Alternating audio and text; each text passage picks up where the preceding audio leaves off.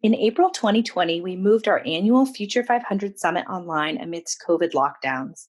Though we were virtual, we had some great conversations with activists, advocates, philanthropists, corporate executives, and investors. In our webinar on innovative solutions for the climate emergency, we weren't able to get to all of our audience questions. So I've caught up with Brad Ack, founder and chief creative officer with Ocean Climate Trust, to answer a few more. I'm Ellen Griesemer, an analyst with Future 500.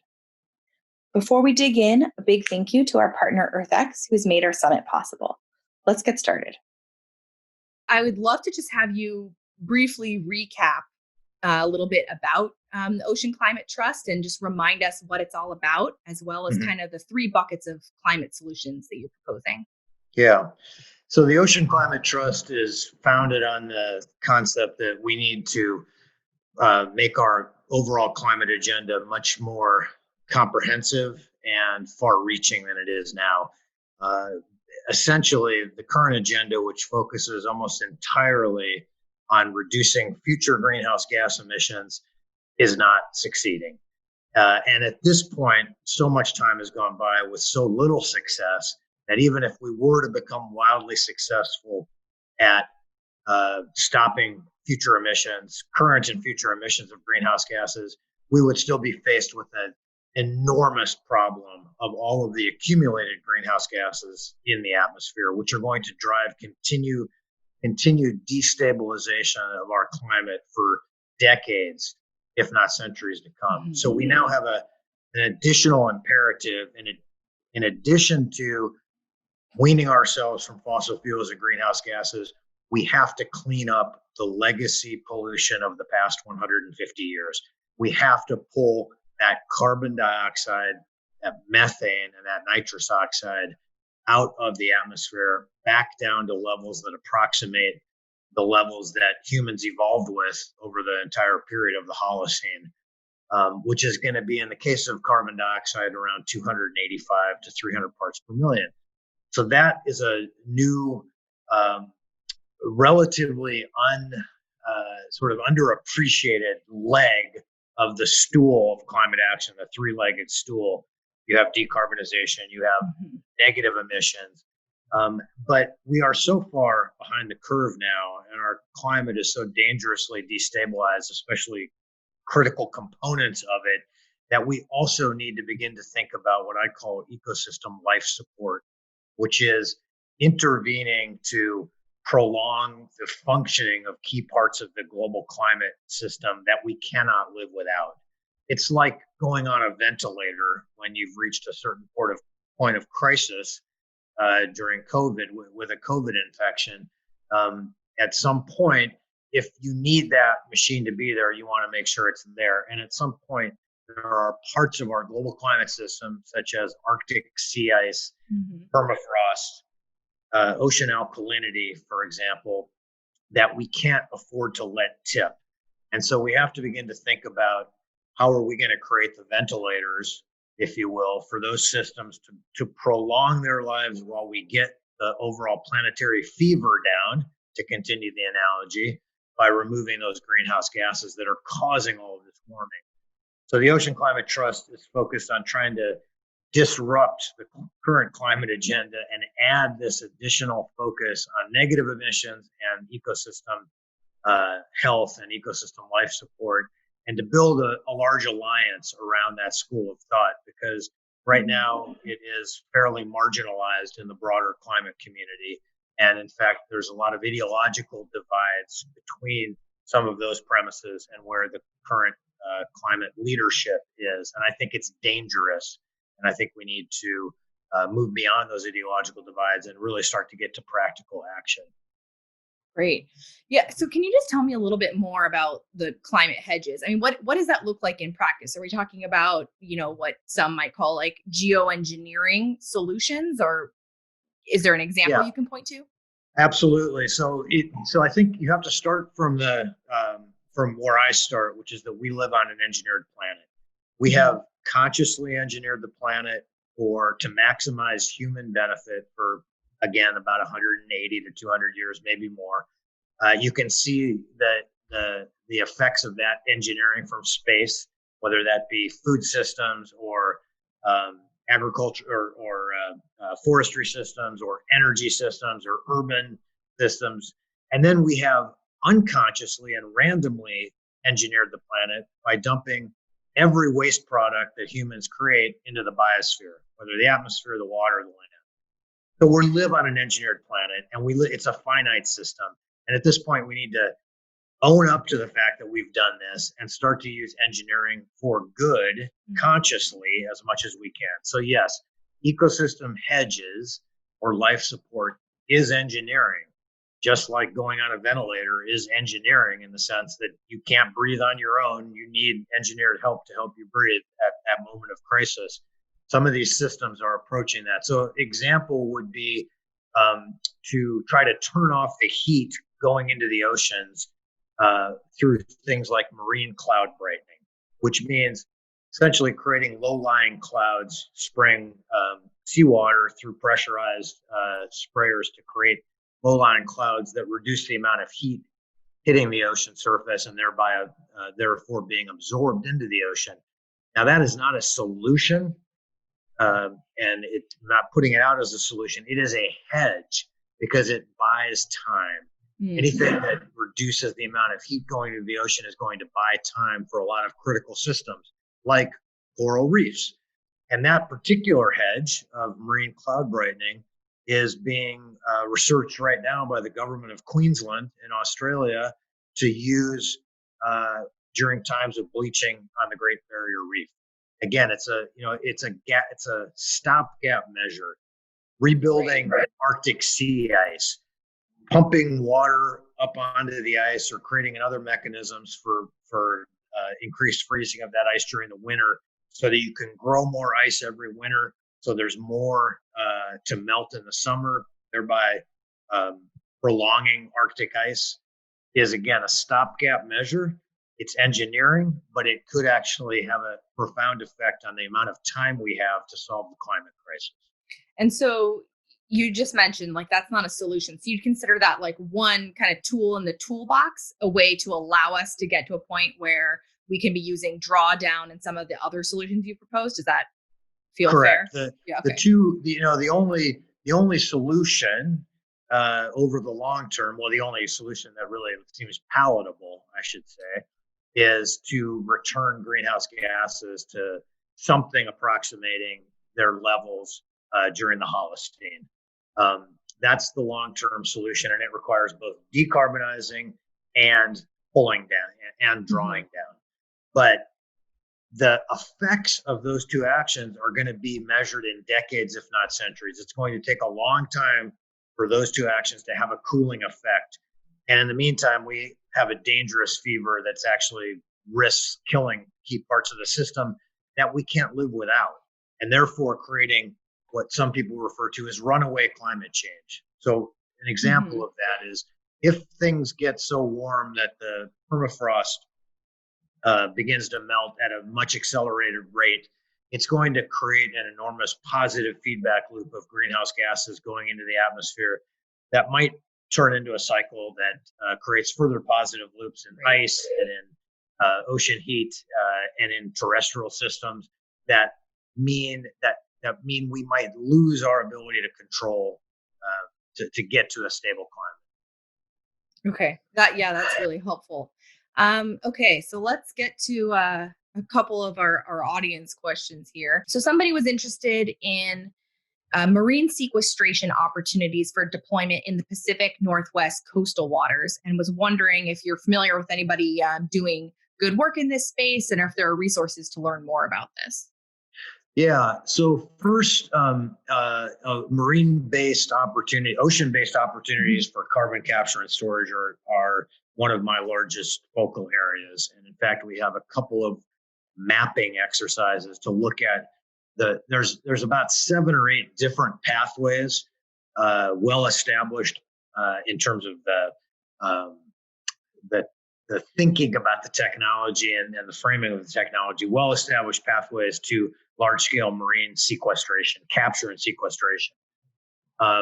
Some of those are more natural and some of those are less natural. And there's a sort of a continuum. On the more natural or the purely natural side is the restoration of what's called blue carbon ecosystems. And that would be things like giant kelp beds in the Pacific Northwest, salt marshes, seagrasses, mangroves in the tropics. And we know that those systems are really important for capturing and storing carbon. And there is a lot of interesting work going on around restoring those systems. And in the Pacific Northwest, some of that work's being done by the state of Washington itself, looking at the impacts of restoring macroalgae, submerged aquatic vegetation, as a way to fight ocean acidification or ameliorate ocean acidification. There's a large project underway under the auspices of the Department of Energy, under ARPA, which is the Advanced Research Projects of the Department of Energy, called Mariner, and it is it's a fancy acronym. It's a fancy acronym for macroalgae in renewable energy, and it's about a $50 million program testing the large-scale cultivation of kelp. Now, not in the natural occurring areas, but out in the open ocean on artificial substrates. And that's a proposal that the Pacific Northwest National Lab is involved in, University of Washington, and others in the Pacific Northwest. So it'd be another good place for people to take a look. Great. Yes. Okay, awesome. And just curious about on the less natural solution side, are there projects you're aware of going on there as well? There's a lot of research going on. So let's, and there have been projects. So let's say here's one of the less natural, although it mimics a natural process, and that is ocean iron fertilization. Been very controversial for no real good reason, in my opinion, because it's not been really done at a scale yet that we would really allow us to understand how it fully works. And there hasn't been comprehensive research associated with it to really understand the impacts. But it's taken on a tinge of being controversial, so we haven't worked on it for a while. But that is taking what in many parts of the ocean is a missing micronutrient, iron, putting it in the water to create phytoplankton blooms that are then predated on by larger zooplankton and then create, essentially become detritus that brings carbon down to the seafloor and potentially permanently sequesters it. There are a lot of questions about ocean iron fertilization. First of all, we really don't know how much carbon it sequesters. We don't know what the upstream and downstream impacts are of putting iron in the ocean. But the most important message to take away is we should be answering those questions, because that is potentially a pathway to large-scale carbon removal. And there's not going to be any pathway that doesn't have trade-offs. And not doing anything is not a viable alternative, right? We know that not doing anything is a death sentence. So everything we do is going to have trade-offs, and we need to investigate them. So that's one non-natural. Even less natural than that would be what's called assisted upwelling. So basically pumping deeper water up into the upper layers of the ocean, again, to bring nutrients into that upper layer surface to create phytoplankton blooms. Adding alkaline materials back into the ocean, like limestone and olivine, in order to interact with seawater and take carbon dioxide out of the seawater because of the reaction that it has with an alkaline material. A project that is attempting to do that just got funding from Stripe as part of their $1 million carbon removal challenge. And that's a project called Project Vesta, actually based in San Francisco. And if you go to the Stripe website under their environment section, you'll see the 4 winners of their carbon removal challenge. And Project Vesta, which is an ocean alkalinity enhancement project, is one of those. So they're in various stages of testing and development and deployment. There's nothing that I know of that's deployed at scale yet to remove carbon in the ocean. Yeah, I think you just answered one of my questions around, a lot of the criticism around engineered solutions is, what about the unintended consequences? And I think I just heard your answer in that we need answers. Right. Does that? Absolutely. There's nothing in life without consequences. But to think, I take great issue with the so-called ocean advocates that say the ocean is a pristine environment and we shouldn't be messing with it. It's the least pristine environment on the planet, other than maybe a landfill or a toxic dump. It's the most altered system that we have. It's absorbed the equivalent just in the last 25 years of 3.6 billion Hiroshima bombs of energy, heat energy, just in 25 years. That's not pristine. It's got, we know about the plastic problem. We've changed the acidity of the ocean measurably in the last 150 years. So, we've physically altered many, if not all of its habitats. So to think that we, to use that as an argument not to do anything, I think is wildly inappropriate. Somebody's asking a question about, R&D and innovation. It sounds like, you're really interested in R&D and kind of these innovative solutions. Does that kind of deprioritize kind of other climate solutions that we can scale right now? I hope not. I mean, again, this shouldn't be seen as a trade-off or either or. We need everything. It's an all of the above. All of the above. We need to 10x or 100x our efforts on decarbonization and transitioning away from a fossil fuel based society. But that is going to take time. No matter how hard we try, we're still building coal-fired power plants in many parts of the world. We're still building mines. We're still building slurries and railways and transportation systems. So, we need to increase effort there, but that doesn't mean that we should not be working on these other technological opportunities. And this has long been called the moral hazard, that if you work on things that clean carbon out of the atmosphere, you're somehow giving license to the polluters to keep polluting. And I would say the real moral hazard at this point is not working on the solutions that have the most viability of being successful. That's an enormous moral hazard, to stop work on things just because you think it might affect work in another area. Okay, that's really helpful. So this asker is wondering about how deep sea mining affects the ocean as a carbon sink and about ocean species. And she says there's a vote coming up in July to approve deep seabed mining. What's your take on this? And correct me if you have a different interpretation. I think she's referring to rules around seabed mining that are slated to be finalized at a July meeting of the UN International Seabed Authority. Is that okay? That's correct. Yeah. So first of all, I don't think we know the impact of deep seabed mining on ocean carbon. There's hypotheses that it's going to release carbon, right? Because it's like any, and I think pretty well-grounded hypotheses, any carbon that is trapped in soils, when you start messing with the soil, whether terrestrial or oceanic, carbon gets released. But we don't know the full extent of that. So that's an area that really needs study. We also don't know the full effect of what it does to the associated marine life in the places where there's going to be mining. And so I think there's been a lot of people pushing for a moratorium, a continued moratorium. Let's not allow deep seabed mining until we can answer these questions. And I think there's a lot of validity to that sort of precautionary approach. The only thing I would say is that, again, there's no free lunch. So we are mining these same minerals on land, often at great ecological cost. And I will point to copper mines as being really, very, very damaging terrestrial activities. And so you have to, people are still demanding copper. We use it in renewable energy. We use it in the smartphones that all of us carry around. So you have to just recognize there's no free lunch, and that if we're going to keep on mining and using heavy metals and materials and minerals, we are going to have to get them from somewhere, or we're going to have to try and invent alternatives, synthetic, alternatives, which is a great field of endeavor for any budding engineers, material engineers, and chemical engineers out there.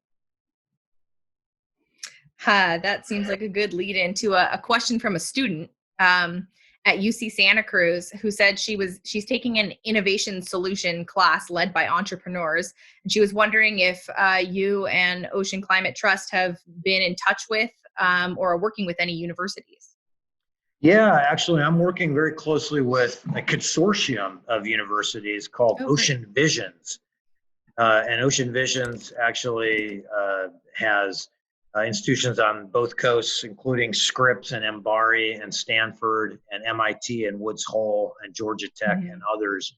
And it's a consortium of schools that all have engineering and ocean sciences, and they are dedicated to bringing the talent that sits within those universities to bear against these critical ocean problems, and to pair them with entrepreneurs, investors, inventors, and other people outside the walls of academia to bring solutions to real life. So it's been a really interesting collaboration so far. I am working with them on one of these road mapping exercises I mentioned, which will Mhm. hopefully then provide the idea of the roadmap on ocean carbon removal is going to be to provide the key issues and questions and challenges that need to be solved by people sitting in academic and research and science institutions, paired with people who can then take those solutions out into the real world. So I think there's an enormous role for these institutions in getting to the solutions that we Hmm, that's great. I'm not familiar with Ocean Visions. I'll have need. to Yes. I'll have to check it out. Yeah. Somebody's asking about if you see the possibility of a climate stimulus bill based on the model that we're seeing with COVID. Yes, I think there's been a lot of talk about that.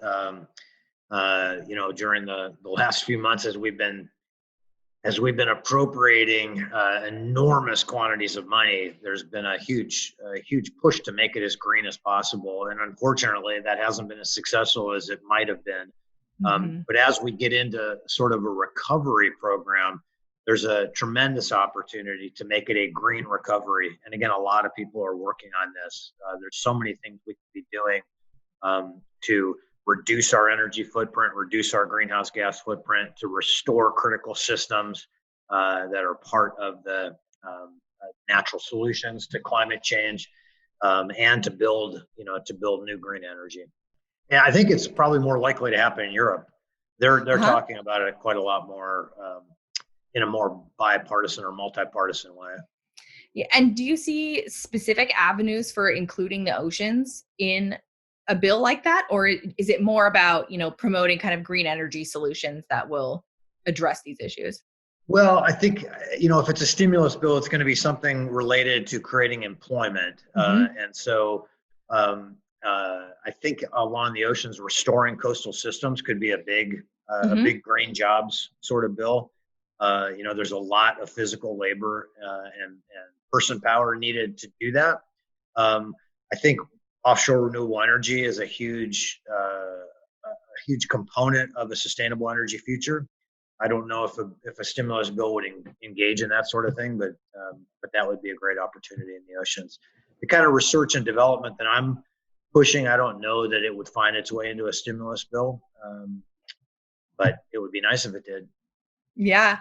Well, good. That's a good lead into. I'm just hoping you can give us a sense for what's next for Ocean Climate Trust. As you look into the next few months or few years, where are you hoping to Yeah. go? Well, so part of the premise that's driving our work is that there is not the necessary social and political license, even for this discussion, to Hmm. happen in a rational, deliberate, and considered manner. And that in part is because the agenda has been so dominated by this anti-fossil fuel sentiment, which I totally understand, but it's just queered the conversation so we can't talk Hmm. about carbon dioxide removal, and we have to change that dynamic. So we need to create social and political license for the idea of massive drawdown as and to return our climate and our atmosphere to levels at which human life can flourish and all the other life on the planet as well. And so that takes new voices or certainly new actors coming into the space to put this on the agenda. So part of what we're doing is building an alliance to bring new actors, or not new actors, but to bring new voices from existing players Hmm. behind this agenda. More importantly than that is to really generate momentum around these solutions. So we need to do these roadmaps to really lay out let's take one that we talked about earlier, ocean iron fertilization. What are the critical questions that we have to answer? What are the engineering issues? What are the scalability questions? What do we know about carbon storage and transport? And how can we start to proceed down a path to really determine whether or not this is going to be a potential large-scale solution that we have in our arsenal? And we need a roadmap like that for large-scale macroalgae, for ocean alkalinity enhancement, for upwelling, for downwelling, for rebuilding Arctic sea ice, for prolonging the Greenland and Antarctic ice sheets. Every one of these needs the kind of considered attention to say, are these even viable? What are the pathways to determining that? So that we can mobilize the talent that is out there desperate to try to help solve these problems. And that's the one thing that gives me the most, inspiration, is that there are thousands, probably millions of highly talented people from disciplines ranging from synthetic biology to robotics to chemical engineering to marketing and everything in between that want to apply their talents to this, our greatest challenge. And we're not giving them ways to do that. And so creating the broad social political license, putting this squarely on the agenda, not just drawdown, but also ecosystem life support, and then doing the roadmaps so that people can figure out how they can get involved and apply their skills, and investors and philanthropists and government actors and the private sector can also get involved. And on that last note, we have massive commitments from private sector actors over the last year, whether it's Microsoft to be carbon negative by 2050, carbon neutral by 2030, carbon negative by 2050, Delta to be carbon, I believe, neutral by, 2050, BP, Shell, AstraZeneca. We've got this enormous collection of demand for pulling carbon out of the atmosphere. We now need to link that demand with supply. We do not have supply right now. There's very little supply. So we need to build that supply chain, and we need to link it with this demand, and we can make a lot of things happen if we do that. Great. Yeah. So how are you thinking about, are you working with companies like the ones you just mentioned? Who's part of the alliance? So right now the alliance is still in formation. We have 5 sort of core members, which includes the Foundation for Climate Restoration, the Ocean Foundation, the Climate Foundation, the Center for Climate Repair at Cambridge University in the UK, and the Bren School at UCSB. There are about 5 others that are in the final stages of coming in, but we hope to build it out to a much broader group of organizations. But it's important that the people who sign up really are actively committed to the agenda. So it's not just a thing you put your name on and then you don't know about anymore. So we're looking for organizations that are willing to promote this agenda and to work on it. And separately is outreach to some of these companies with these carbon removal commitments to talk about building some sort of an alliance among them so that we can pool that demand and provide some security to potential suppliers that there will be somebody to buy this negative carbon. Yeah. And what about individuals? If somebody, is hearing about Ocean Climate Trust, are there ways that they can get in touch or actions you recommend they take? Well, they can get in touch through my website. There's a contact form, and if anybody has, particular ideas about how they'd like to contribute, I would love to hear them, because there's all sorts of things that are needed to build momentum and a lot of forward motion on this. In terms of what people can do just as individuals, to me, the most important thing is to change the people who are in power.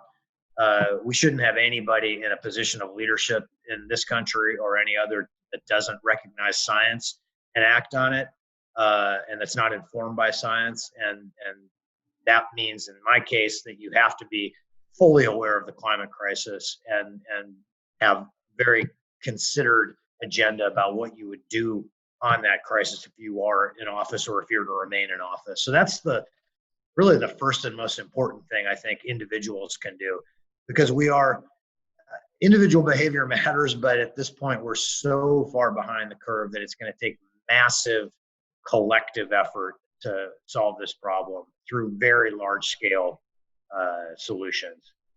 Simply changing how much a person drives is unfortunately not going to do it. And it's important, and I would of course encourage everybody to do that, but I think more important is getting people in leadership who are going to give this problem the attention it deserves.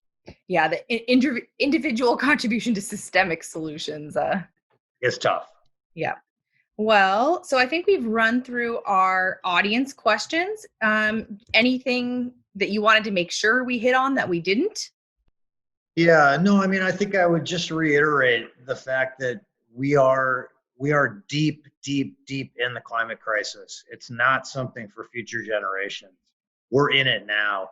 And the target that we have set is a political science target. It's not a science target. The 1.5 degree target and the 2 degree target, those are not science targets. There are no scientists who will tell you that those are safe endpoints for global climate. We're at 1.1 degrees now, and it's not safe. We know that. We see that all around us. We see many, many people suffering and dying as a result of the climate crisis, and that's only going to get worse at 1.5. So we need a new target. We need to go back to climate restoration, which means bringing greenhouse gases back down to levels that they were during the time that human life really evolved on the planet. And that means we need to change our thinking about what the climate agenda is, and we need to get serious about owning the fact that we have engineered this planet, and we need to continue now in a much more positive, constructive, careful, and precautionary way to engineer our way out of this enormous mess that we've created. A big thank you to Brad Ack for taking the time here today to answer some more of our audience questions that we didn't get to during our webinar. Please check out the recording of that webinar and the others we hosted here on our channel. For more information or to get in touch with Brad, please visit oceanclimatetrust.org. Thanks again.